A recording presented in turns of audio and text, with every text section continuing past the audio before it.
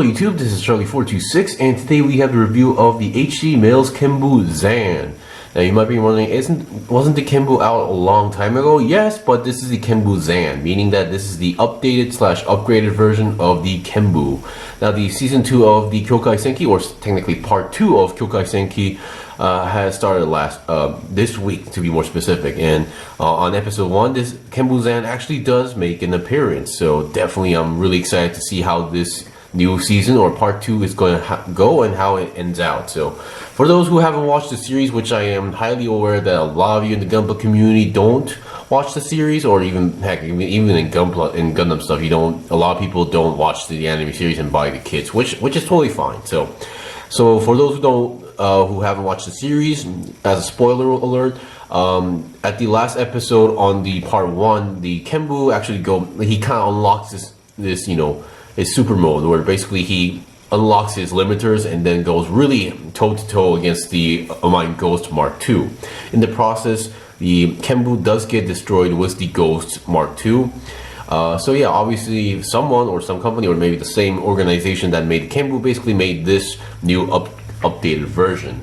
So yeah, and yeah, the moment he made an appearance and saved the people or the resistance, that's where episode 1 of part 2 ended. So we don't have much information on how this is gonna go in the anime. Anyway, so before we go on to the review, let's look at the components. So first of all, what you get, of course, is obviously the AMAIM itself. I mean, not the AMAIM, the male's Kenbu Zan himself. Definitely loving the color scheme. Now, I never owned the original HG Kenbu because at the time I didn't really get the feel for it, and then also I was aware that they were going to release a full mechanics version, so basically a bigger version, which is why I was aiming for that. But now, which is why for the original Kenbu, I never owned the HG 1/72 scale version. Alright, so parts-wise, technically what you see is all what you get, other than the hand. So hand-wise, you actually do get some other hands. So number 1, other than the multi-purpose / fist hands, you get the fully open hands for left and right. So that's pretty normal for the series. So, and then for some reason, you do technically get the trigger finger hand as well, but for the instruction manual, or what the Kenbu Zan is supposed to use, yeah, you're not much going to be using this unless you're going for a customization thing. And then here we have this small piece here, which is actually a hole cover. So basically, you might have noticed on the Kenbu Zan, on his left arm, there is a kind of a gun there. So if you don't want to have that, and there's going to be a hole if you unplug that. So if you want to cover up that hole like this one, that's what you use. So you do have a piece over there. And then we do actually have some leftover parts. So number 1 here, I believe these were the original ankle parts as well. And then we do have some leftover parts here. So most of them are from the original Kenbu. So number 1, we have this part, which is the unfinished shoulder parts of the original Kenbu as well. So for some reason we do get that. And then, oops, that was close. And then we have the original shoulder armor, or parts of the shoulder armor for one side, I believe, for the original Kenbu as well. So that's only one part. And then for the trigger finger hand, if you really want to use the trigger finger, they actually do still give you the rifle, but this isn't really mentioned in the manual, so this is technically a leftover piece. So if you want to use the rifle, you can always use these as well. And then finally we have the sticker sheet. Now I never, as I mentioned, I never got the original HG 1/72 scale Kenbu, so I wasn't sure, or I wasn't aware of what stickers it had. So apparently they had this giant stickers that goes onto the top of the shoulder, which was unexpected. These ones were okay. This one I was expecting because all the other of the males unit had these vent stickers. Here is another vent sticker that goes onto the leg area, and this one is actually meant for the weapon. And this time I actually got my gold Gundam marker, so I didn't use these stickers.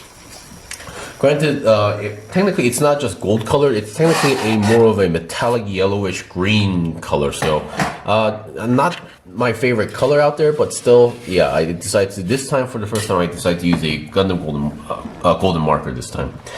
Alright, so we've seen the basic components. Now let's look at the kit itself. Definitely loving the overall form factor.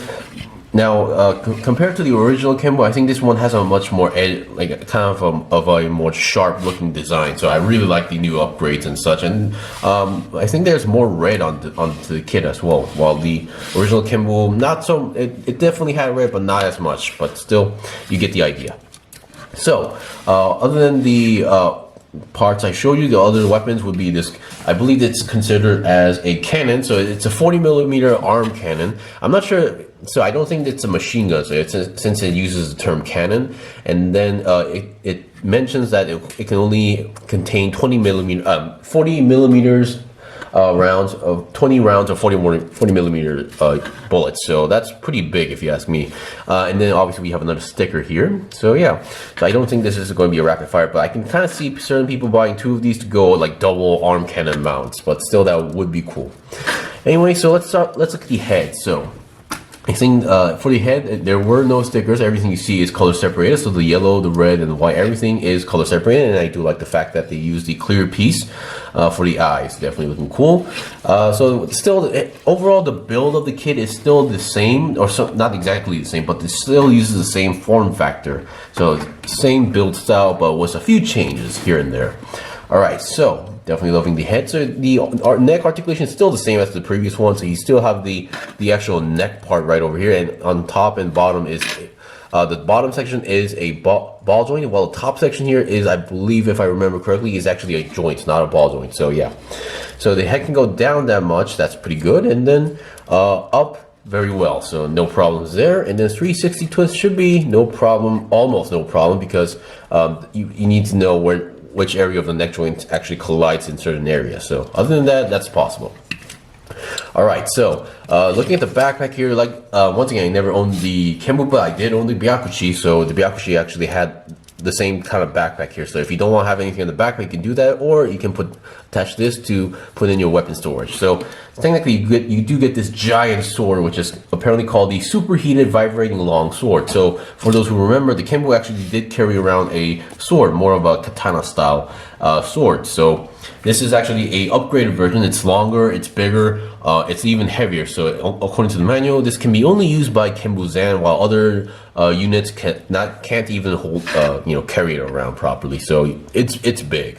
Now technically it was a red sticker that I didn't use, which was actually this sticker here. That sticker is supposed to go on this section right over here. So once again, I don't think that's going to look good. And then once again, you're going to need to do some painting to make this look accurate, because according to the box, and then for episode 1, you might have noticed that the blade section is more of a light sky blue metal color. So you're going to have to color the blade or edge around that. So yeah, that's one downside.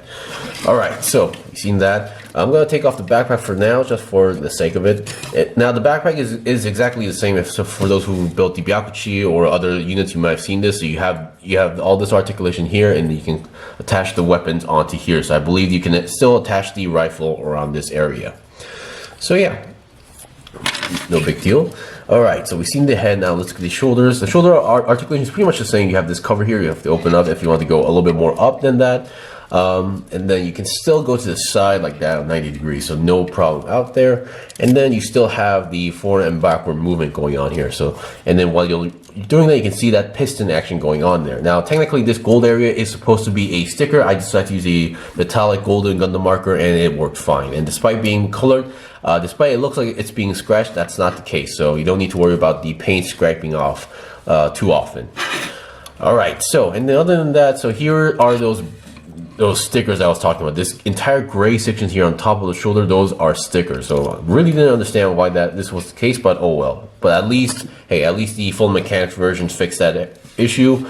And then the sticker basically goes from here to this section right over here. So that's a single piece of sticker, and then below there you might see a gray section right over here. That's also a sticker, a separate sticker to be more specific. So yeah, that's that. And then arm-wise, it still uses the same joint system where you can still go 360, but because of this new extra edge here, this new design, that's going to be blocking the way. So you might need to stretch out or take that. So 360 on the arms might not be too easy anymore. Just letting you guys know. And still bend-wise, you can go backwards, forwards. So up to you. And then the wrist area is also pretty much the same, backwards, forward as well. If you don't have the hand, I'm pretty sure you can go 360. And here is the arm cannon, so you can actually take this off, and then we'll reveal the hole. So if you want to cover this up, you use that small cover up part.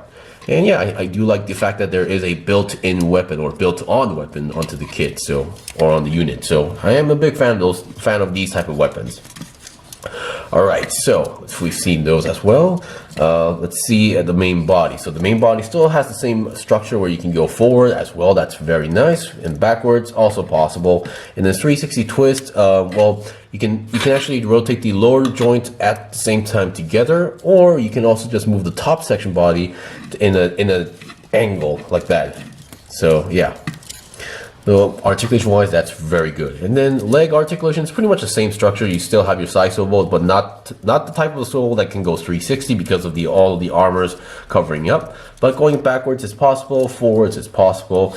And then the legs, here is another joint. So keep in mind the leg designs might get, if you haven't tried the kits before, or if you're used to Gunpla too much, getting used to these legs might get, might take some time, but still the lower leg can go forward, or heck, you might be able to go 360, but once again the ankles are going to block the way. So yeah, so you can move any way you want most of the time. And then we have the feet section right over here that can move forward and backward like that. And keep in mind there's no poly caps in this kit, so every joint is a plastic joint, and then you have a nice pivot point as well.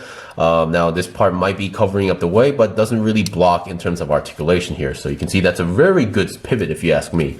And then toe bend is still there if you want to know. Now it feels like I missed a piece there, but that's the way how it is, so oddly enough. So you can see the feet structure. Alright, so we've seen the basics of the kit. So once again, being a Kyoukai Senki kit, it definitely still retains the great articulation style and the unique, form factor as well. If there's anything I haven't mentioned yet, it's one more sticker is right over here. Here is a yellow sticker right over there, and then only this part, everything else is color separated. Now there is technically a black sticker for the vents here, so I decided to just use the color the inside vents with a Gundam, panel lining marker right over here. And then I believe on the feet here, there is a vent. That is where they want you to attach the vent stickers. But once again, it's a huge sticker and they want you to fold inside and then, apply onto the rest. So I'm not a big fan of those, so I decided not to use those. Alright, so we've seen the basics of the kit. So there are some stickers, but most of them can be ignored, or there are, other than the shoulder ones, if you ask me. But still, it still retains the unique style of the Kyoukai Senki series, and color separation has been done very well despite the stickers. Alright, so I'll be right back with a demonstration of the giant sword, and we'll end it off there. Okay, I'm back. So here we have the pose that's kind of mentioned on the manual. Now I tried my best to replicate it as much as possible, but once again I'm having a few slight issues going on here because there are certain parts that are blocking the hand or the ball joint to range of articulation, and sometimes I get some parts popping out on the process. So not because the piece is loose, it's just that certain pieces were colliding with each other and hence popping out. So yeah, just be aware how much certain parts can move, and just wanted to show you guys that you are able to dual wield the sword if you want to do so. So I mean double hold the sword if you want to do so. And then the leftover machine gun can still attach to the backpack, so if you want to definitely utilize that, you can definitely do that. Now in front of the pictures, and despite how the description of this giant sword is, the kit itself is capable of holding the sword with one hand as well, just to give you guys an idea. So let's say I pop out the other hand and then just hold it with one hand. The kit has no problems holding the sword as well. Nothing is drooping down. You can see it's holding it with no problems as well, even with the extra weight. So no need to worry about certain parts as well. And then once again, you can utilize the arm cannon, and then with the gun, you can definitely pull. I'm pretty sure a lot of people can pull out some really cool poses. Anyway, that's pretty much it for the review. So this was the review of the newly released Kenbu Zan for the part 2 of the Kyoukai Senki series. Yeah, I'm definitely gonna watch the entire series, and yes, I have pre-ordered the AMAIM Ghost Mark II. It just hasn't arrived yet, so yeah. Anyway, thank you for watching the review. This was a review of the HG 1272 scale Kenbu Zan. If you guys got any questions or requests, leave them comment below. I still have more stuff to buy and build and make reviews out, so please stay tuned. Until then, see you guys next time.